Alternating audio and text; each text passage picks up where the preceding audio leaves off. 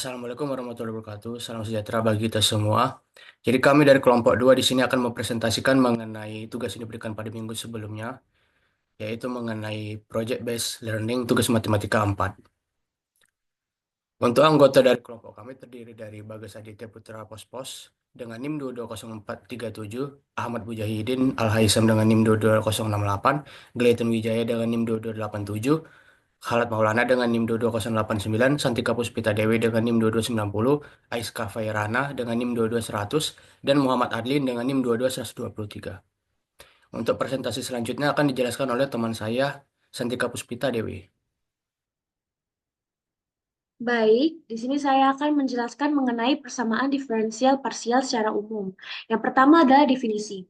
Persamaan diferensial parsial atau yang biasa kita sebut sebagai PDI merupakan persamaan matematika yang melibatkan turunan parsial atau turunan sebagian dari suatu fungsi yang bergantung pada dua atau lebih variabel yang independen. PDI digunakan untuk memodelkan fenomena fisik yang bergantung pada ruang dan waktu, seperti aliran panas, getaran mekanis, distribusi tekanan, atau perambatan gelombang. Dalam teknik sipil, PDI itu menjadi dasar untuk menganalisis struktur, aliran fluida, deformasi material, dan banyak lain. Selanjutnya, yaitu klasifikasi PDI. Berdasarkan bentuk matematis, PDI itu dibagikan menjadi tiga jenis utama. Yang pertama adalah persamaan eliptik. Contoh persamaannya adalah persamaan Laplace atau Poisson. Persamaannya bisa kita lihat pada slide, dan penerapannya itu yang pertama untuk distribusi suhu tunak, yang kedua aliran tanah, dan yang ketiga adalah analisis tegangan pada pelat. Selanjutnya adalah persamaan parabolik. Contoh persamaannya adalah persamaan panas atau difusi. Persamaannya bisa kita lihat pada slide. Penerapannya yang pertama adalah transfer panas dalam beton pada saat pengerasan dan konsolidasi tanah. Yang ketiga adalah persamaan hiperbolik, yaitu contoh persamaannya adalah persamaan gelombang. Persamaannya bisa kita lihat seperti pada slide, dan penerapannya itu untuk perhitungan dinamika struktur akibat gempa dan getaran jembatan. Selanjutnya adalah contoh penerapan di teknik sipil.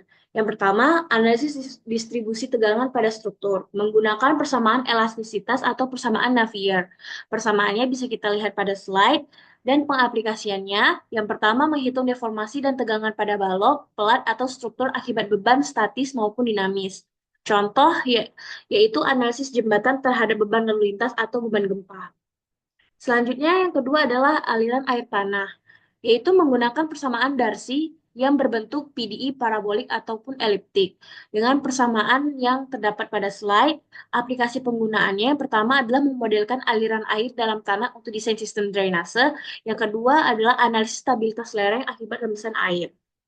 Selanjutnya adalah perhitungan untuk konsolidasi tanah, yaitu menggunakan persamaan teori konsolidasi terzari dengan menggunakan persamaan PDI parabolik.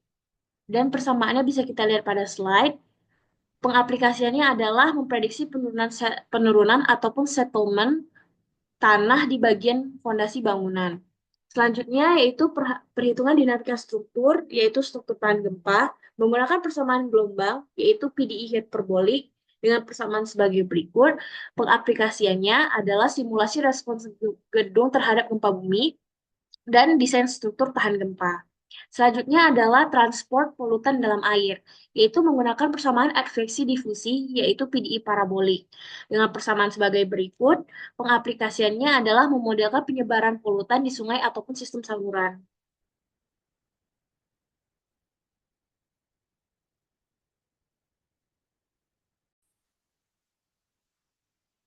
Selanjutnya, bab 2 persamaan Laplace, di mana definisi persamaan Laplace adalah salah satu bentuk persamaan diferensial parsial yang digunakan dalam berbagai aplikasi teknik sipil, termasuk analisis distribusi tegangan, aliran fluida, dan transfer panas.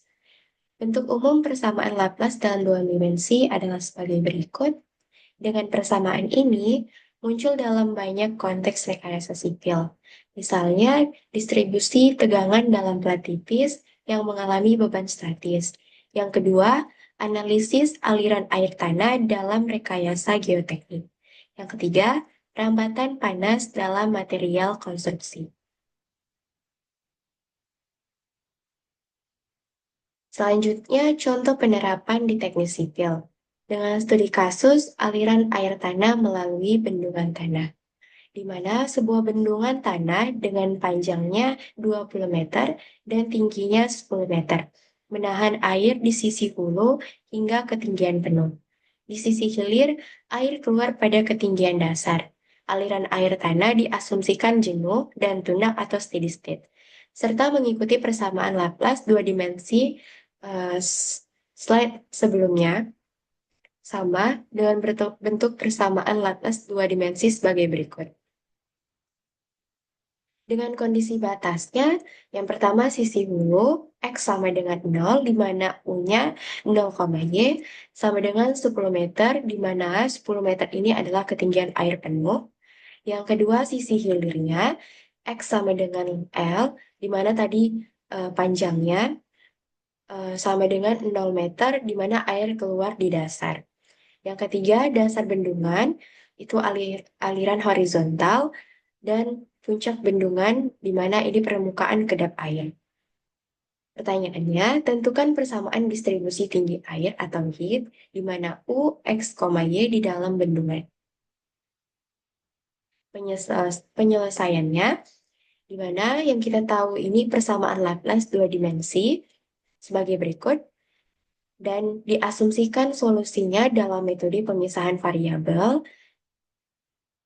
dipecahkan variabelnya menjadi seperti ini, lalu disubstitusikan ke dalam persamaan Laplace tadi, dan dibagi kedua sisi dengan X dikali X, Y diperoleh pada layar. Karena ruas kiri hanya bergantung pada X dan ruas kanan hanya bergantung pada Y, maka masing-masing harus sama dengan suatu konstan pemisahan lambda. Nah, penyelesaiannya untuk X dan Y adalah sebagai berikut. Bisa dilihat di layar. Terapkan pada kondisi batas pada X sama dengan 0 dan pada Y sama dengan 0. Dan kita dapat deret Fourier-nya. Lalu hasilnya hanya menyisakan komponen kosinus sebagai berikut. Sehingga solusi umum untuk aliran air tanah dalam bendungan adalah sebagai berikut.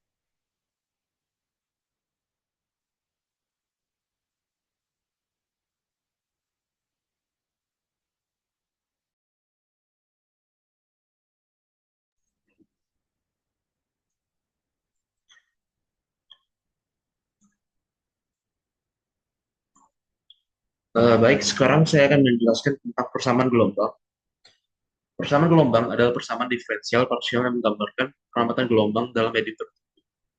Persamaan ini sangat penting dalam teknik sipil karena dapat diaplikasikan dalam analisa dinamika struktur, gempa bumi, dan perlambatan gelombang dalam material.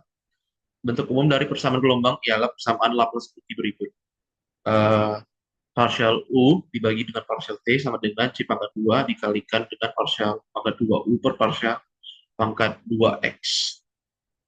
Di mana U, konstanta X dan T, adalah fungsi gelombang yang bergantung pada X, yaitu posisi dan waktu sama dengan T. C pangkat 2 atau konstanta kecepatan perlambatan dalam medium. Partial pangkat U, partial pangkat 2U, partial pangkat 2T adalah turunan partial kedua terhadap waktu, yaitu percepatan gelombang, sedangkan untuk partial pangkat 2U per partial X pangkat 2 adalah turunan partial kedua terhadap posisi, atau disebut juga dengan kelengkungan gelombang.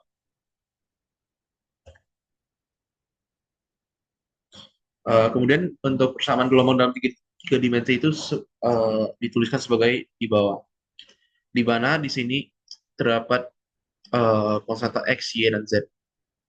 Atau jika kita vektorkan adalah sebagai berikut. Partial pangkat 2U per partial pangkat 2 partial pangkat 2T sama dengan C pangkat 2 Laplacian pangkat 2U, di mana di mana Laplace pangkat 2 adalah operator Laplacian, di mana persamaannya sebagai berikut. Dan solusi umum persamaan gelombang satu dimensi adalah di mana U kurung U variabel X dan P sama dengan fungsi X dikurang CT ditambah G X tambah CT. Di mana fungsi F kurung X kurang CT adalah gelombang yang merapat ke arah positif, sedangkan untuk persamaan G adalah gelombang yang merapat ke arah X negatif. Untuk contoh di teknik sipil ini ada sebagai berikut, di mana kita memiliki permasalahan pada rekayasa bangunan tahan gempa, di mana sebuah gelombang seismik merambat melalui tanah dan mencapai fondasi sebuah bangunan atau gedung. Dan gelombang seismik tersebut dapat dimodelkan sebagai gelombang sinusoidal dengan persamaan U variabel X dan P sama dengan A sinusoidal dikalikan dengan KX dikurang dengan gamma T. Di mana U variabel X dan T adalah perpindahan tanah pada posisi X dan waktu T.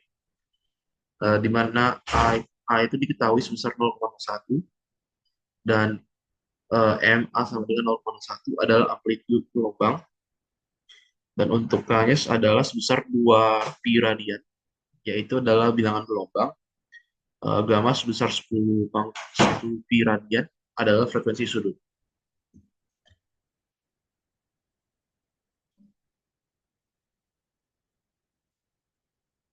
Jadi gedung tersebut memiliki fondasi yang kaku dan respons gedung tersebut gelombang seismik dapat dimodelkan dengan persamaan gelombang satu dimensi sebagai berikut.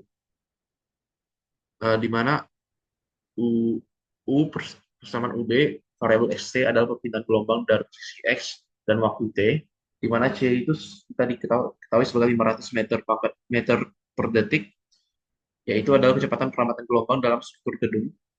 Jadi ditanyakan tentukan persamaan gelombang seismik yang mencapai fondasi gedung, dan jika gelombang seismik tersebut menyebabkan perpindahan maksimum pada fondasi gedung, tentukan persamaan gelombang U variabel X dan T yang merambat melalui struktur gedung. Di mana penyelesaiannya itu adalah sebagai berikut. Persamaan gelombang seismik U, X, T itu diberikan. Kemudian dari sana kita memasukkan nilai A, K, dan B yang diketahui, yaitu sebagai berikut.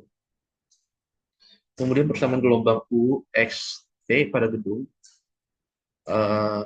Gelombang seismik menyebabkan perpindahan maksimum pada fondasi gedung, sehingga kondisi batas U, UB, X, T adalah sebagai berikut.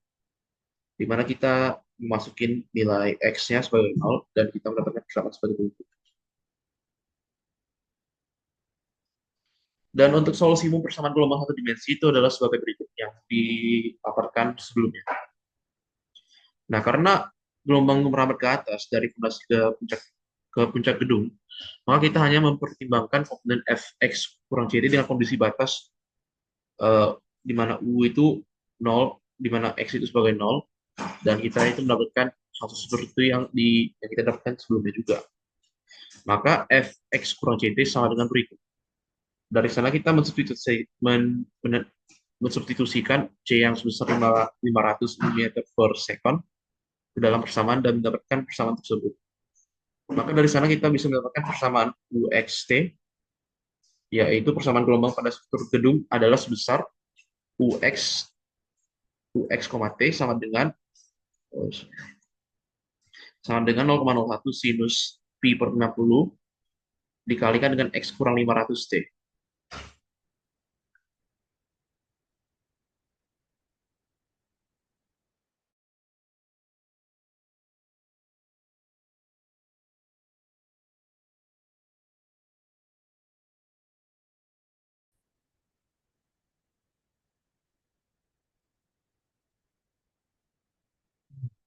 Oke,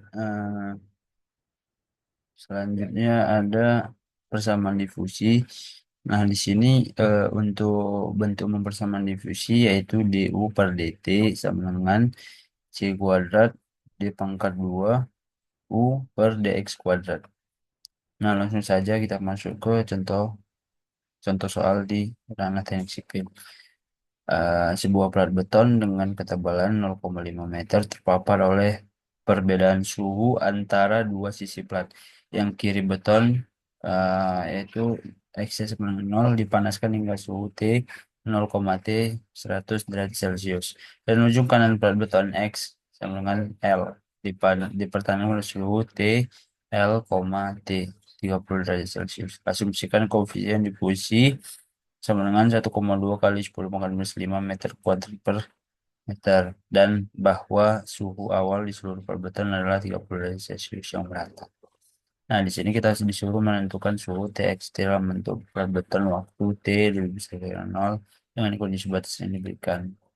Nah, di sini kita dapat solusinya. Yang pertama kita menuliskan persamaan difusi panas, di mana dapat kita lihat pada rumus di layar.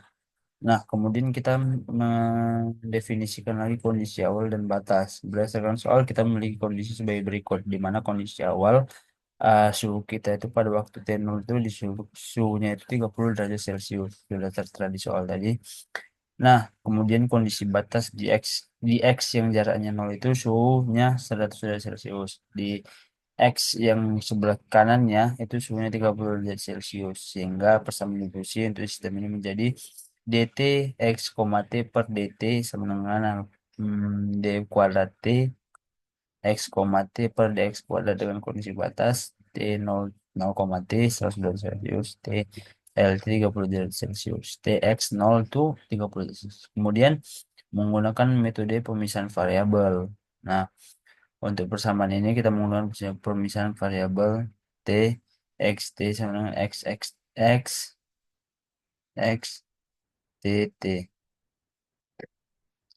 Kemudian kita mensubstitusikan ke dalam persamaan difusi dx xt df xt dt per dt sama dengan alfa d kuadrat x, x t t per dx pangkat 2 menghasilkan x buka kurung x dt kurung t per dt sama dengan alfa tt d kuadrat x per dx kuadrat bagi dengan xx kali tt. Di sini kita mendapatkan lambda konstan pemisah. Nah, kemudian menyelesaikan persamaan untuk xx, di mana d kuadrat x per dx kuadrat tambah lambda x sama dengan 0. Kemudian solusi umum untuk persamaannya adalah x sama dengan a sin akar lambda x tambah b cos akar lambda x. Berdasarkan kondisi batas T0 kita itu 100 derajat Celcius, yang berarti X-nya 0 sama dengan 100. T-nya itu T, kemudian TLT sama dengan 30 derajat, berarti XL-nya itu sama dengan 30. Kemudian menyelesaikan sama untuk TT. Untuk bagian waktu TT diperoleh DT per DT, DT besar per DT kecil sama dengan minus alfa di lambda T, T besar. Solusinya adalah TT C1E pangkat minus alfa alfa lambda T. Solusi umumnya itu di sini kita menggunakan solusi umumnya aja, yaitu T X, T sigma AN sin N Vx per L kali E pangkat minus alfa dikali N V per L kuadrat kali T. Nah, kemudian langkah selanjutnya menentukan koefisien AN. Koefisien AN ditentukan dengan menggunakan kondisi awal, yaitu 30 dan ekspansi deret Fourier. Koefisien AN dihitung dari integral berikut. Nah, setelah kita mendapatkan integralnya, kita mendapatkan hasilnya menggunakan kondisi awal T30, kita dapat menentukan nilai A dan distribusi suhu TXT pada waktu T lebih besar dari 0.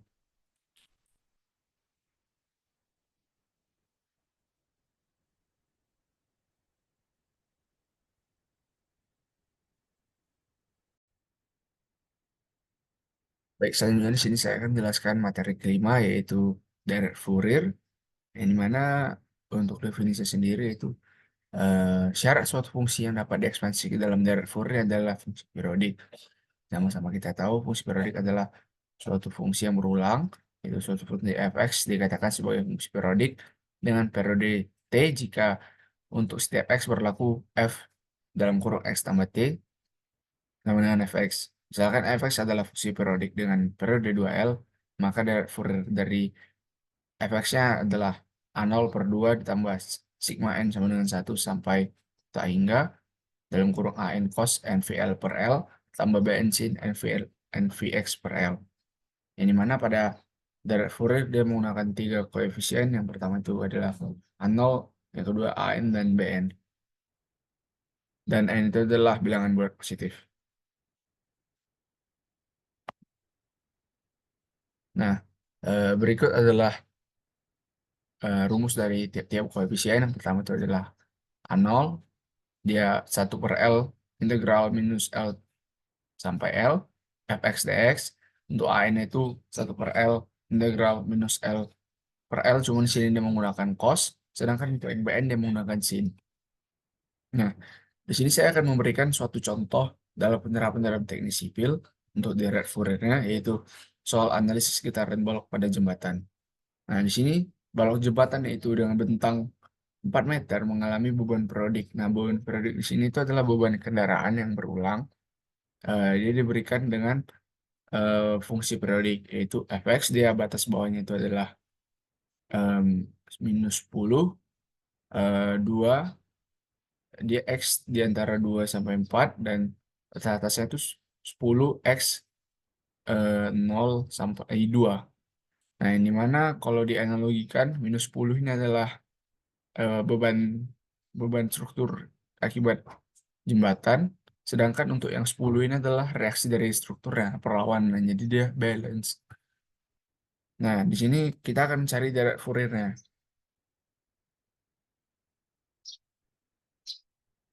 Nah, untuk jawaban pertama, seperti yang sudah saya kasih tahu sebelumnya, jadi di sini kita akan mencari A0 terlebih dahulu.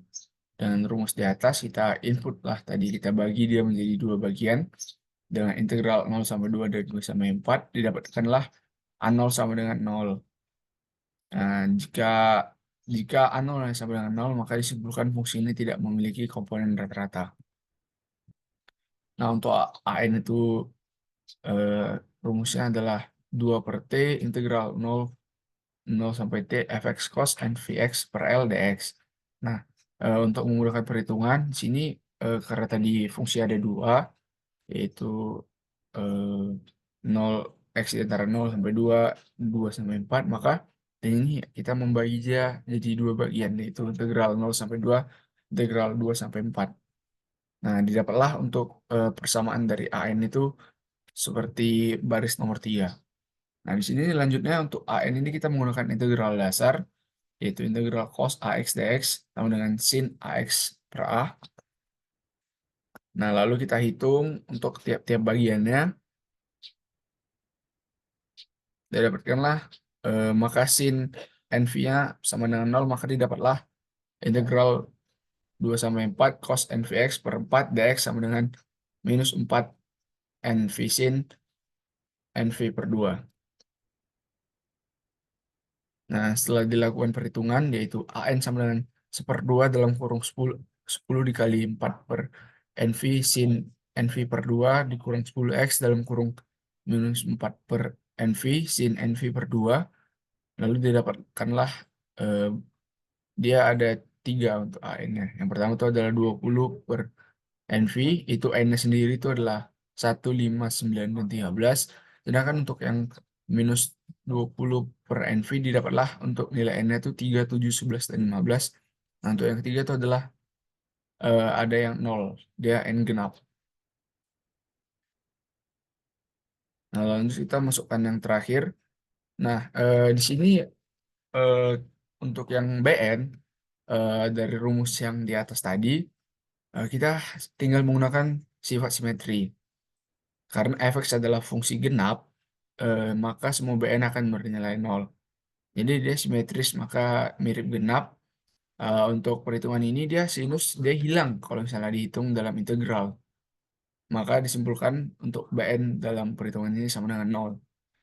Untuk jawaban akhirnya sendiri itu fx sama dengan sigma n 135 20 per NV dalam kurung min 1 N per 1 per 2 cos NVX per 4. Dengan kata lain disimpulkan ini adalah eh, fungsi berulangnya. Nah, misalnya teman-teman lihat di sini 20 per V cos NVX per 4, dia dikurangi dengan 20 per 3V cos 3V 3Vx per 4 ditambah 20 per 5V cos 5Vx per 4 dikurang 20 7V cos 7V 7Vx per 4 ditambah sekian sekian sekian sekian. Dia berulang dengan kelipatan 2 di sini. Baik, mungkin itu saja.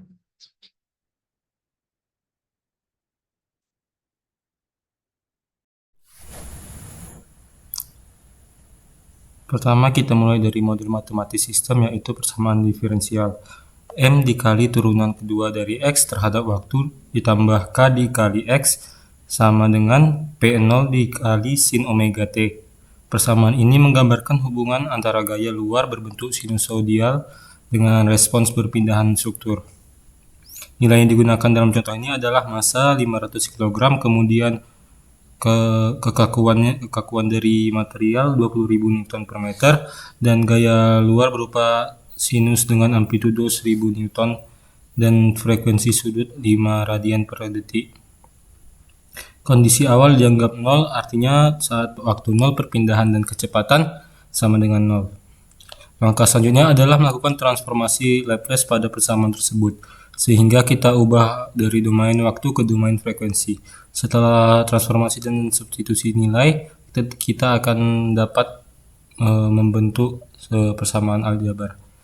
X sama dengan 10 dibagi dengan buka kurung S kuadrat ditambah 25 dikali S kuadrat ditambah 40 tutup kurung.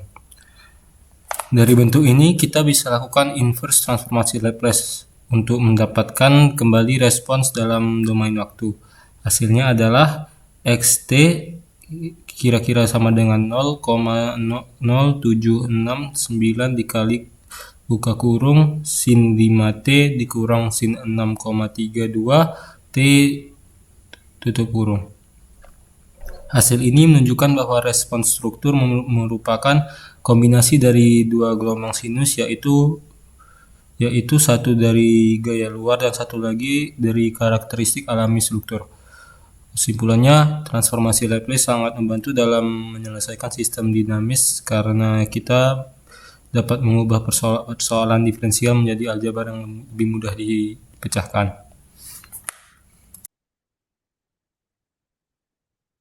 Jadi sekian presentasi dari kelompok kami. Mungkin apabila kami ada salah kata mohon dimaafkan. Wassalamualaikum warahmatullahi wabarakatuh.